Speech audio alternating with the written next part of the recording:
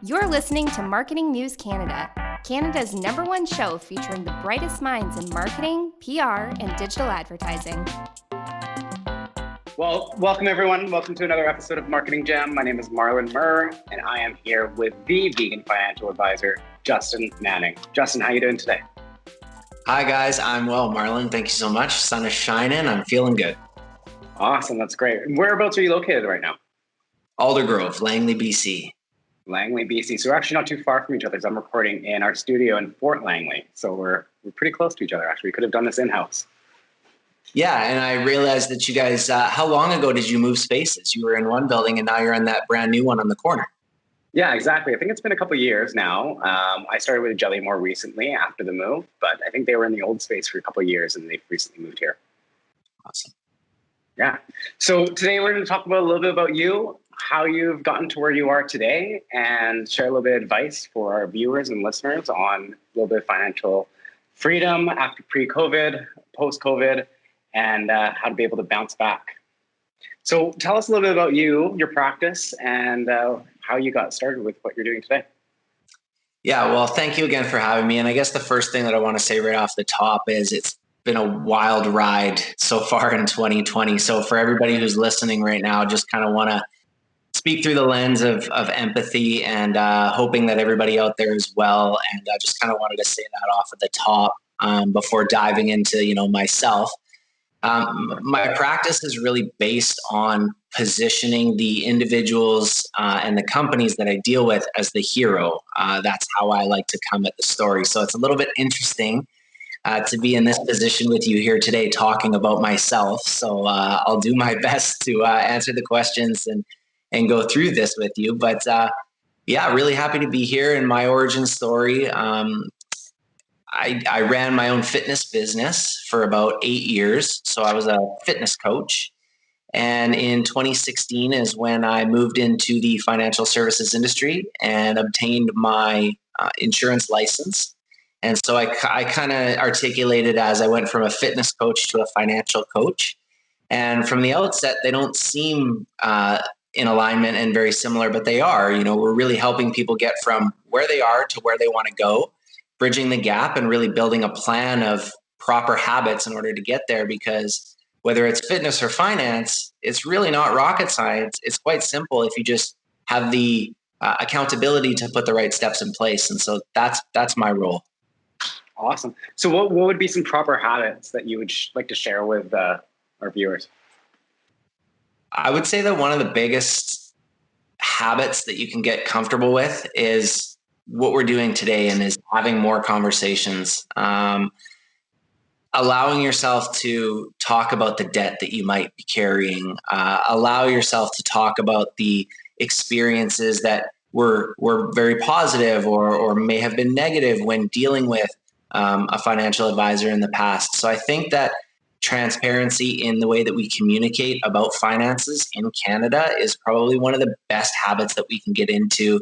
And that really dovetails into the other, habit of not judging yourself too much, not being too hard on yourself, and realizing that all you can do is move one foot in front of the next and really just be better than you were yesterday. And so the first habit I would say would be open the lines of communication with friends, family, and professionals.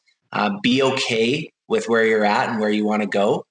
And then that lines itself up with another really good habit, which is writing down where you're at, writing down where you want to go, and actually getting pen to paper. I fully 100% agree with you. I take this little blue pen wherever I go. Like, I have a little journal. Anytime there's something that pops in my head, I jot it down. I'll underline in a book, write that down back in my journal, because this little thing's full of little goodies. And you're right. Once you put it down into paper, it's almost like you have to take action on it. If it's in your mind, if you keep it on your phone, even, I find I'm not as productive with tasks that are on my phone unless they're actually physically written down by my pen and paper. So I totally respect that, and think a lot of people should get more comfortable with pen and paper, go back a little old school. I know it's not fun carrying around these things anymore, but it's definitely helped shape me during COVID and post-COVID, staying in wraps with everything and all that. So thank you for that tip. That's amazing. So what took you from fitness coach? What made you really want to pivot from fitness coach to financial? It's really simple, and it was meeting my now wife. So when I ran my fitness company, in that stage of my life in my early 20s, I was like a lot of people that I see right now today, where I was passionate about what I was doing and I was laser focused on it. But back to my first tip, I wasn't opening myself up to have conversations with other individuals that was outside of my industry. And what ended up happening was I kind of got to a point where I felt like I accomplished what I really wanted to accomplish being a fitness coach, and I wanted a new challenge. So it was partly that I wanted a new challenge, and partly because really I had this epiphany of, wow, I'm going to be married to this woman. God willing, we're going to have children together, and I'm going to have my whole life ahead of me. What is a career that's going to lend itself well for me to get to where I want to be personally? And how do I flip that and actually help others do the exact same thing? And so I don't have any friend. Well, I do now have lots of friends in the industry, but my industry here in financial services is really, really, it's really popular for individuals to get into it because their father was in it or a family member was in the industry. Whereas I didn't really have that. I just looked from an outside perspective at this industry and thought to myself, that's meaningful work. I have a lot that I can learn in that industry. And I think as I learn it, as I did in fitness, I can impart that on others as well. So you came at it basically from a level of community service. You wanted to serve others, help others grow personally in their own finances, companies as well. And that was basically your main push, your main motivator. Yeah, and it really carried itself forward from my previous career. I'm by nature, I'm a connector, I'm a helper, and I'm a community builder by nature. That's rare to find, especially in a financial advisor. In my experience, a lot of financial advisors are very, it's very to the point, just about the numbers, no context basically of why they want to make the decisions they want to make. So it's good that you want to have that level of service and get to know people on that level. Yeah, it's the most rewarding part of the job. Actually, like we talked about initially, putting things down on paper and goal setting and having those conversations about the evolution of somebody's path it's so rewarding. Yeah. So how has now that we're in the middle of this COVID, we're in stage 3, there's looming thoughts of a second wave. How have you pivoted your practice and your business in serving others and continue to be able to serve people? Because now is probably the time where people need financial advice more than ever. Yeah, absolutely. So I think what I've done is created easy access. So using simple tools of Calendly. So really, really communicating to people that it's very easy to get access to me and have these conversations through a simple link like Calendly.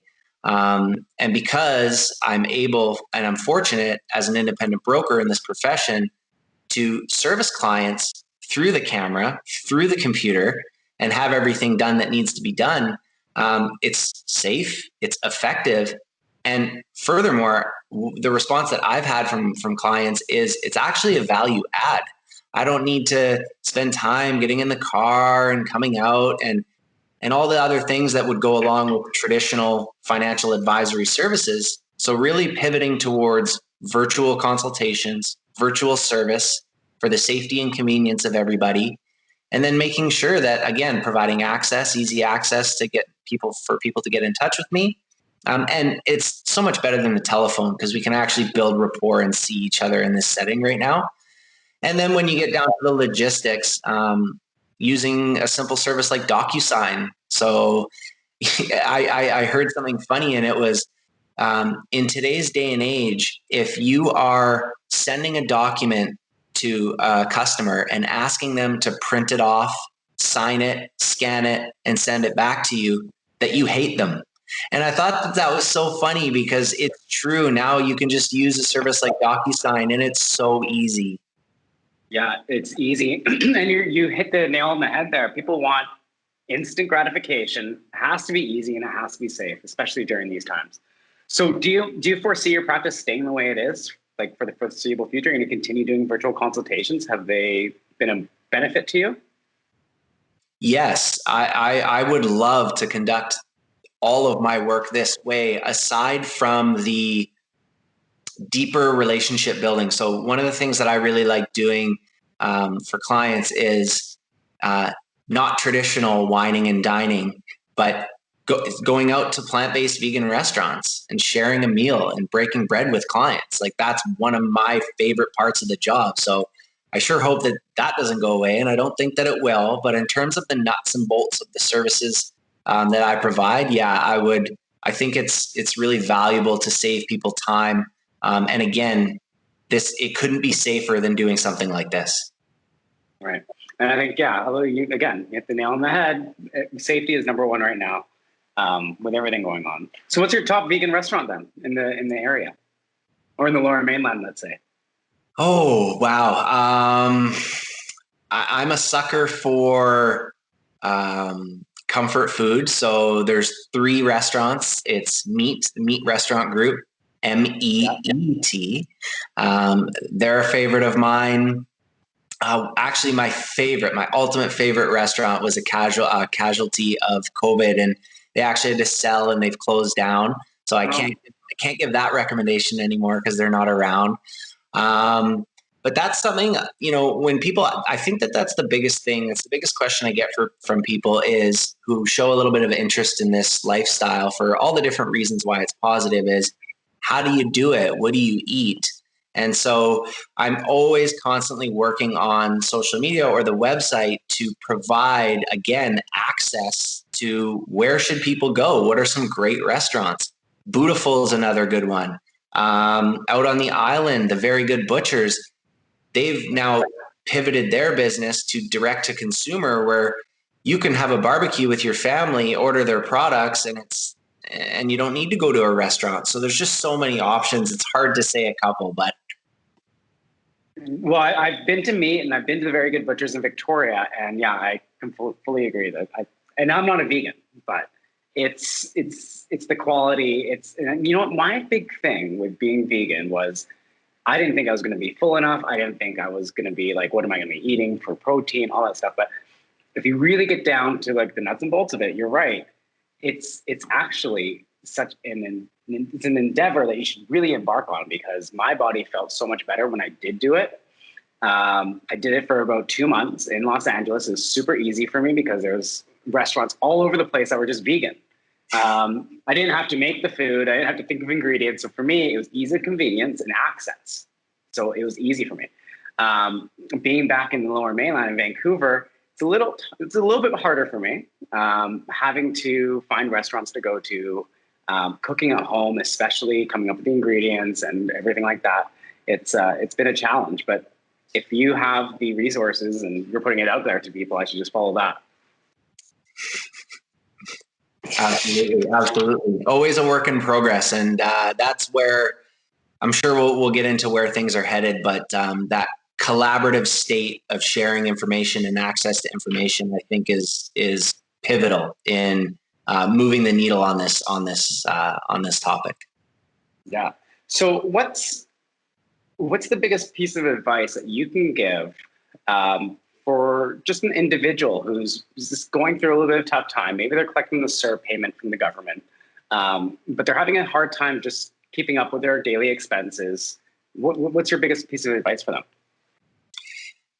Whether it's hard when it becomes family and even friends, but if you can source out, whether it's me or somebody else who is not going to charge you to have a conversation, and someone that is going to keep everything that you discuss confidential, that's my biggest tip, is finding that person or those individuals, and again, getting it out of just being in here.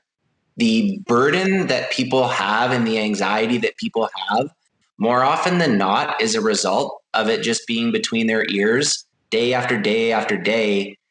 So much so that they have the anxiety that they don't even want to open up their banking app because they don't want to see it.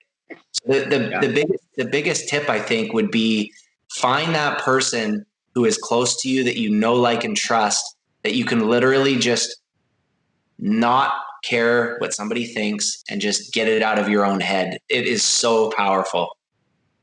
And what should people be looking for in a financial advisor? Well, I am speaking, I mean, I have my insurance license, so I'm a licensed professional, but I'm even going to kind of put myself and hold myself accountable here. Looking for designations is a really good tip for people to look for. And I say that, you know, I'm working on my designations to be, you know, a CHS and a CLU. I don't have those designations yet, but that's one thing that people can look for is the designations of an individual.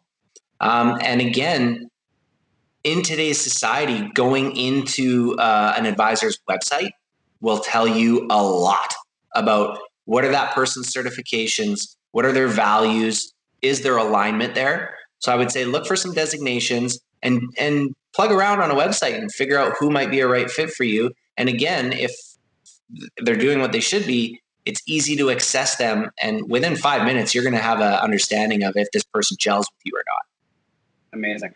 And for companies looking to either get some help through COVID for some of the reliefs that the government's offering, what sort of structures and benefits and stuff do you offer them? Yeah. So in terms of what the government is offering right now, that is really where an advisor like myself is going to lean on and leverage their relationships with other professionals, specifically to answer your question, the accountants that are in that space, because the accountants are going to be the ones who are really going to be able to help business owners and individuals understand what is available to them from the government. Perfect. And where do you see all of this going? Where do you see the financial state of the economy and everything post-COVID? Yeah, it's a two-sided coin. Like the I don't have kids yet, but again, I'm thinking of that already. Like my brother just had his first child. You know, he's 4 or 5 months old. I'm now thinking of what is the tax implications for little Presley when he's 30 years old, 40 years old. So on the bad side of the coin, I'm looking into the future of that and thinking, you know, we are going to be facing a debt here as Canadians and as a country to pay, right? And so that is going to be coming. The positive side, though, of the coin that I've experienced is there was a stat that recently came out that 49% of younger Canadians are focused now more than ever on saving versus spending, and spending on their family instead of themselves. So that's really, really positive. Unfortunately, it took something like this to shift perspective on what's really important. But it's a double-edged sword. You know, in the future, there's going to be a lot to pay back, but I think it's not going to be as much of a mountain to climb if people now, today, are starting to change their buying behavior, their saving habits, their spending habits, and really imparting that wisdom within their own household. I'm a firm believer that it all starts under your roof. So what are you as an individual, and what are you as the people who are inside your family unit? How are you guys making it through this? And if people are starting to shift towards not spending things that they don't need. You know, my father always used to tell me growing up, there's need to have and nice to have.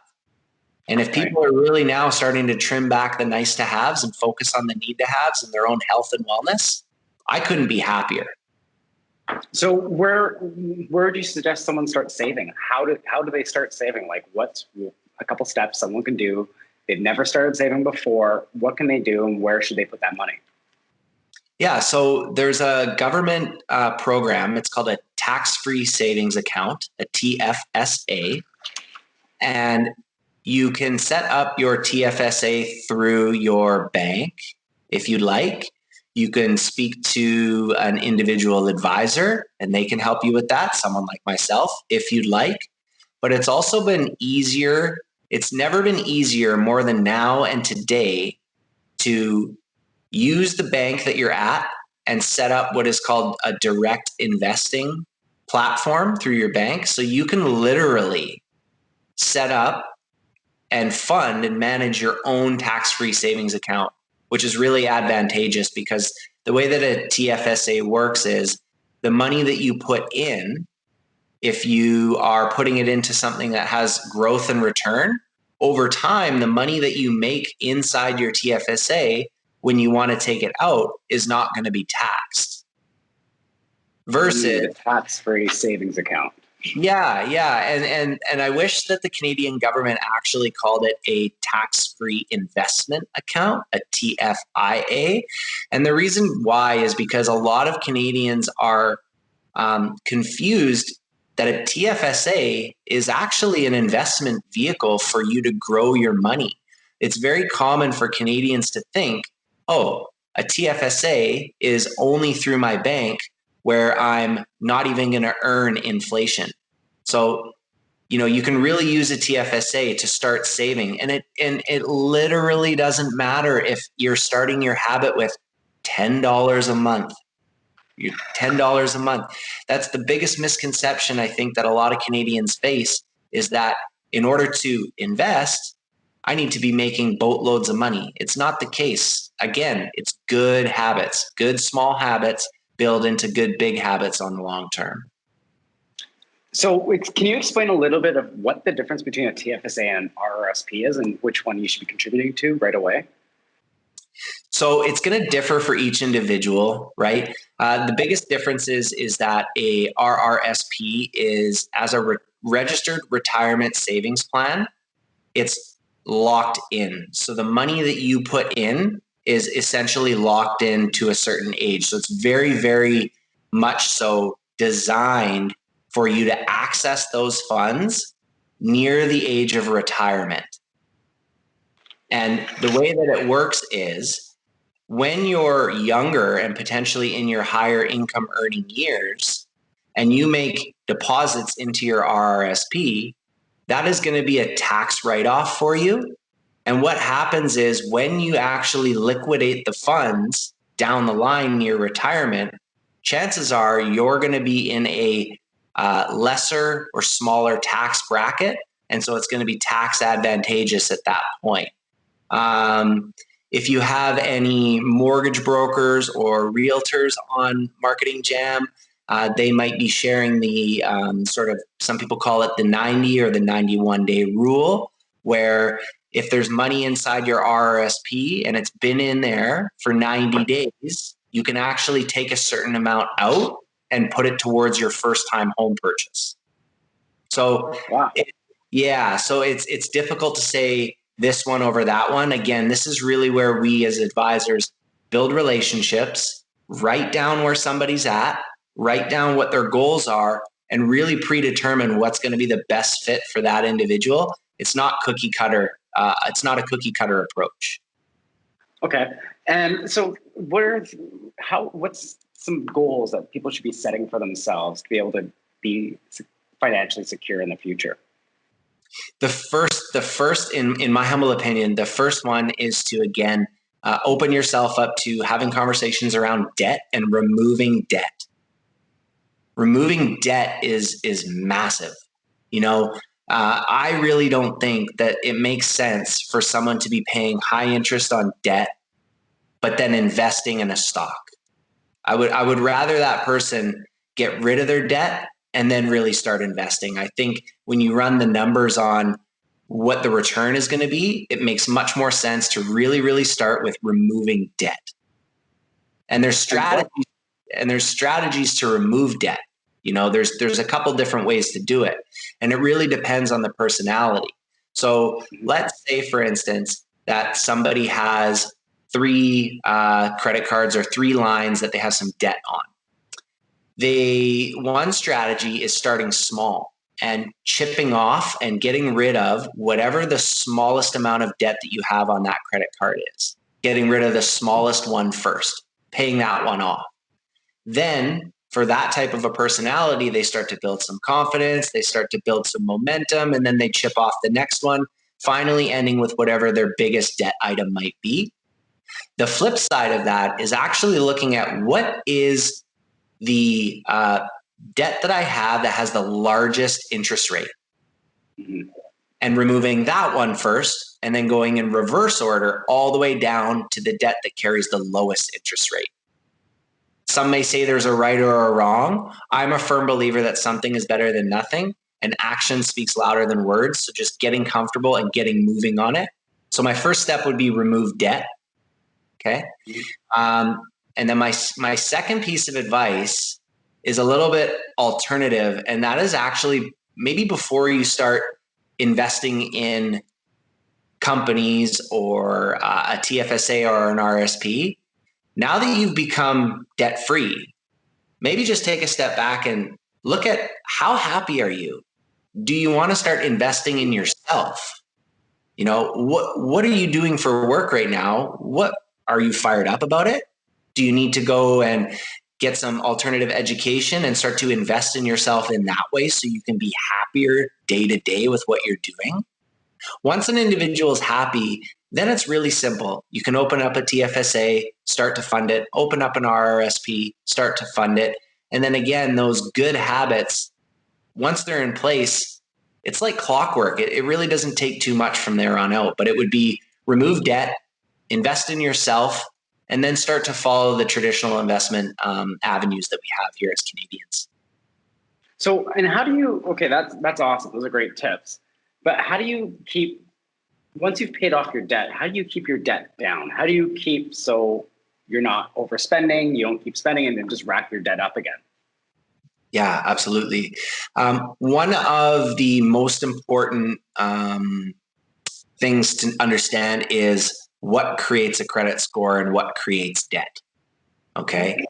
And so really understanding that, I think, will give people a lot of perspective.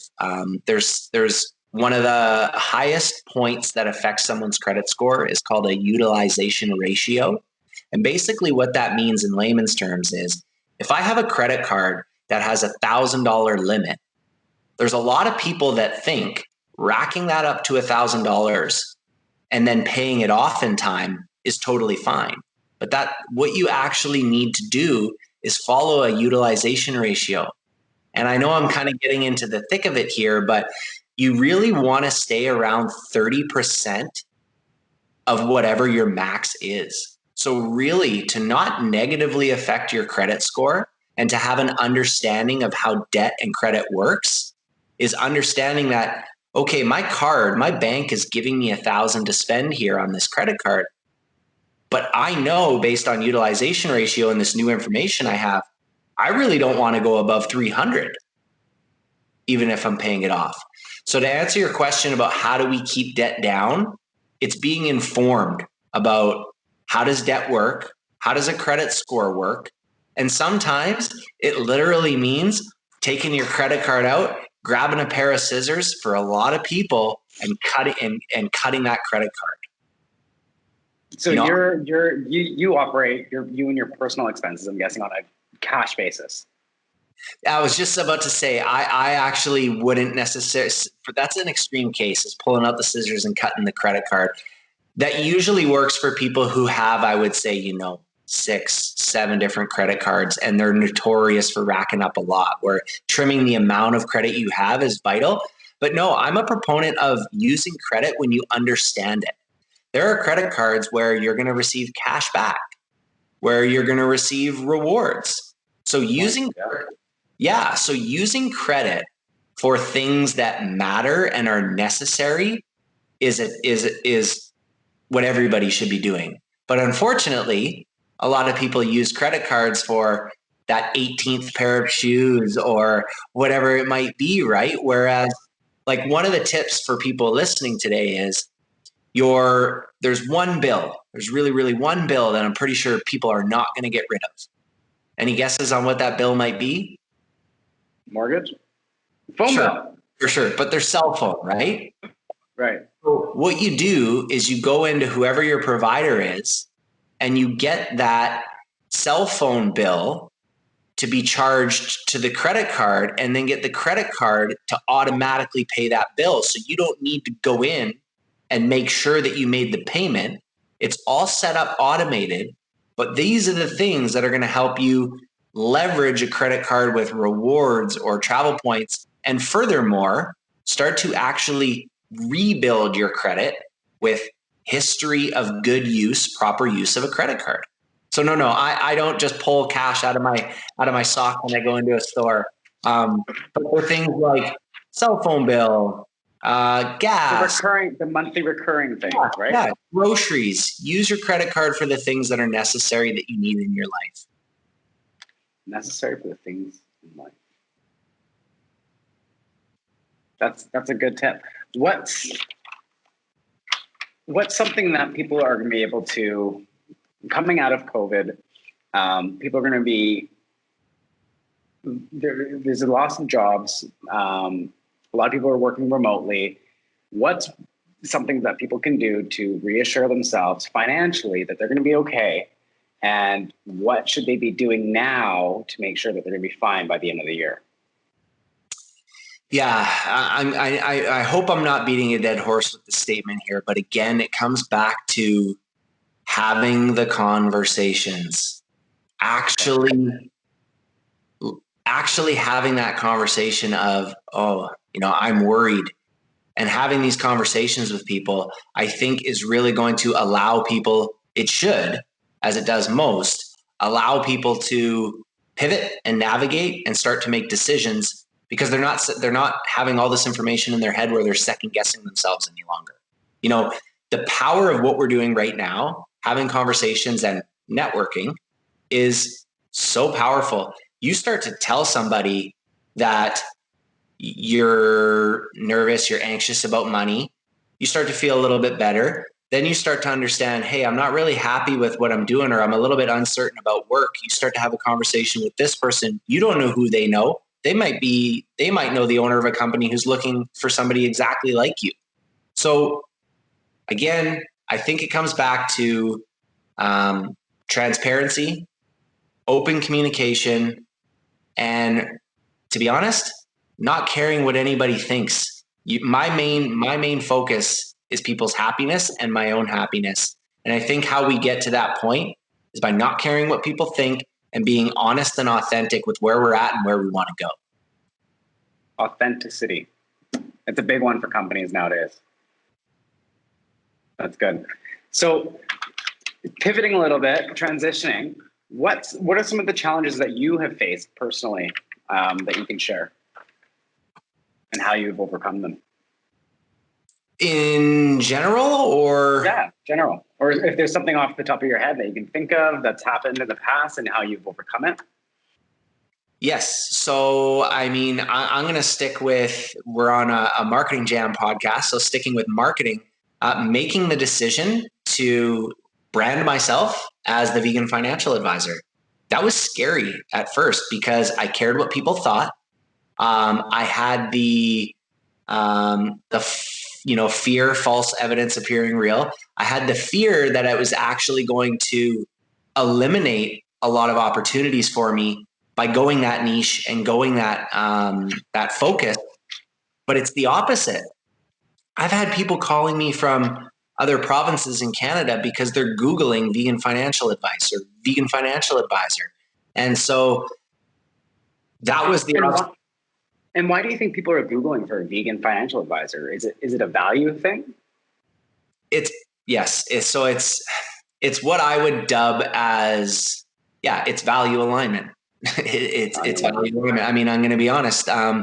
For someone who is living plant-based or vegan, whatever you want to call it, they have apprehensive thoughts, rightfully so, about having somebody put some insurance in place for them or manage their money, and whatever money that professional is going to be earning from working with this person, going out and then buying steak dinner that is not in alignment with what they're looking for. And so I've noticed that. And so that was the reason for the branding position and that switch.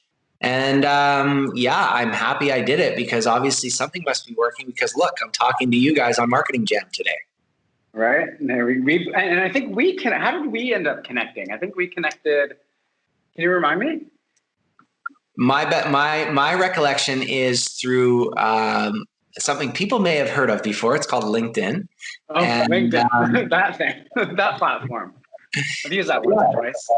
Yeah. And that's, back to what I was saying about a struggle that I've overcome, was really, again, thinking I was going to be losing out thinking that, people were going to judge me for how I wanted to be living my practice, living my true self. I couldn't have been more wrong. I wish I did it sooner. The amount of people who have responded, especially professionals on LinkedIn, has been overwhelming. And I'm excited to see where the future goes, because to your point about why are people searching for this, it's in alignment with their values, and the movement, for several different reasons, is gaining a lot of steam. Like, I still think I'm a little bit early in this positioning, in this branding, but I'll tell you, I'd rather be early than late. 100%. So what are some of the books you're reading right now that's been inspiring you? Ooh, well, I just got a great new one, actually, called In Search of the Wild Tofurkey. In Search for the Wild Tofurkey. In Search of the Wild Tofurkey. This is written by Seth Tibbett, who is the founder of an American company called Tofurkey. And it's essentially about his story and entrepreneurship. So that's a cool one that he just sent to me. Thank you, Seth, for the book, by the way, and the nice personalized message in there.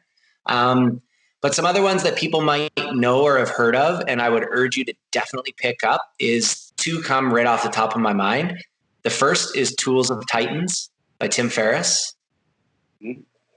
Don't be shocked by how big the book is. It just shows how much value is in there. And then the second one is very popular, very worth it, and that's Crushing It by Gary Vee. Gary Vee. Cool.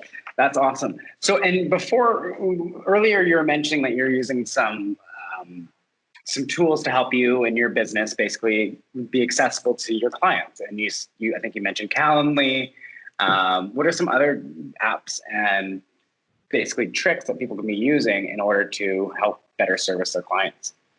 Yeah. So one app that I personally use and that I would recommend that everybody download right now because it's free and it helps, which I think is the biggest piece missing in the financial services side of the business, which is knowledge, advice, and true understanding of debt, credit, saving, all these different things. So that app is called Mogo, Mogo. They're out of Vancouver, and they're really going to help you understand your credit score, where it's at, how you can improve it. So that's a great app that I think. Calendly has for the entrepreneurs in terms of time blocking, and again, creating a framework of access for individuals to easily access you. I couldn't speak more highly of Calendly. And then internally for me, there's another one for the insurance side of the business. It's called Quotes on Tap. That's another one that I like a lot. It really allows me, when somebody has a question, to pull information and literally just share it with them. And it's so transparent. So yeah, those are a couple ones I like and use on the daily. Awesome. I think I use a few. I think I use Calendly, and I see the value in Calendly. It's just awesome. You don't have to think about it. It gets booked. You get the reminders, text messages. It's perfect. And I think there's actually in the pro version you can actually accept payments now. So that's awesome. Is there anything else you want to share with us that you think the viewers and the listeners should be able to know about you or about some financial advice? Well, part of the decision for the whole vegan financial advisor play is I'm also using it as, I've been living this lifestyle for like 11 years now. And part of the reason of why I made this switch was not only to attract like-minded people, but I've also used it as a form of cause marketing and essentially activism in a way.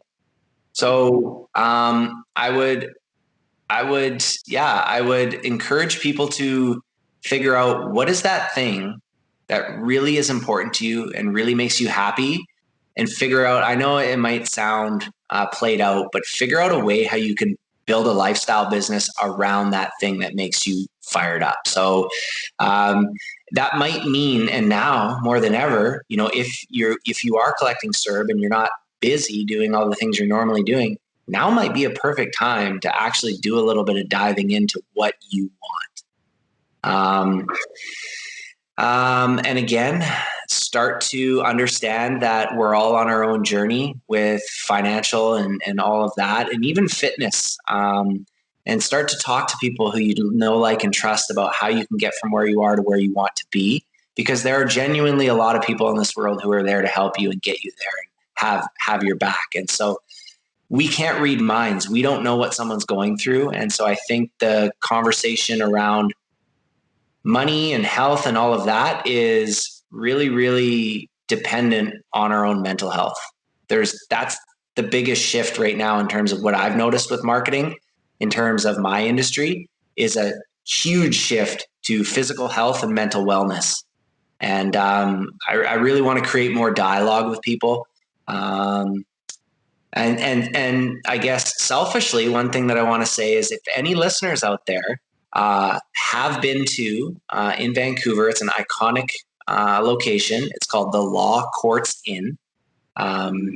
If anybody has ever been to the Law Courts Inn before, unfortunately, they are in a position right now where they may not be in a position to be operating for the public and for legal professionals. And so if anybody has any questions on that, please do reach out to me, because I'm really fighting to keep, with a lot of others, to keep this place open to the public, to uphold Arthur Erickson's legacy.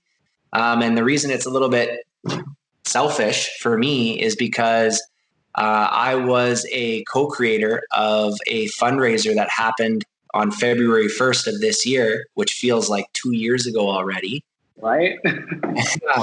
And this was a fundraiser for business owners and entrepreneurs to all get in the room. It was at the Law Courts Inn. We had a speaker on the law of attraction. We had a silent auction, and it was all for an organization that supports kids who are coming from broken homes and that are at risk of joining gangs and drugs. And so we had our inaugural event this year, but the plan is to do this every single year, and the Law Courts Inn venue couldn't be better. So that's kind of the one plug that comes to mind, is keeping that place open. Yeah, I've been following that a little bit, and it's sad to see it's going away. But hopefully, I think the legal association and the law association, they really want it. The bar wants it, so I think it's going to get pushed to stay. So hopefully. Now, I want to wrap up with one final question for you. We're seeing in the legal industry, especially in the state practice area, a lot of younger generations inheriting a lot of money due to their parents or grandparents passing away, and they're inheriting lots of money. What is your number one tip for someone where they should be putting their money if they, say, inherited $100,000 recently? Yeah, so we are in the midst of the biggest generational wealth transfer in the history of Canada, maybe even globally, just based on ages and statistics on that end. And so I would immediately say, and this is just my conservative financial planning hat that I'm putting on right now, use the money and make sure that you have, especially if you're a family, make sure that your will, your power of attorney, and your representation agreements are all seamlessly locked up. So make sure that that's done.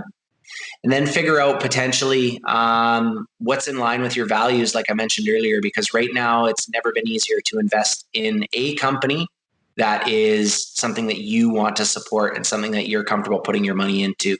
And so finding those companies that you're willing to support and invest in. And I always think one of the biggest returns on investment for people is going to be reinvesting back into yourself, reinvesting back into your business, and figuring out, if it is a business, what processes need to be put in place from a health and safety standpoint. Couldn't be more prevalent than right now.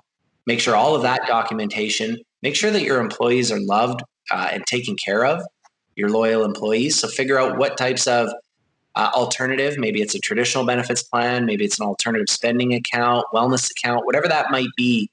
Ask what is the culture of our company and where do we want to go, and reinvest back into the company. Yeah, I think that those are a few things that somebody can do to invest their money. But yeah. That's awesome. Thank you so much. Justin, it's been such a pleasure having you on the show. Thank you for watching Marketing Jam, everyone. Thanks for tuning in. And we'll catch you next time on Marketing Jam. Thanks, Marlon. Take care, everyone. Bye. Thank you. Thanks for listening to Marketing News Canada. For more episodes and other great stories from Canadian marketers, visit marketingnewscanada.com. All episodes are recorded at the Jelly Marketing Studio, thanks to our producer, Chris Penner, and editor, Travis Jeffers.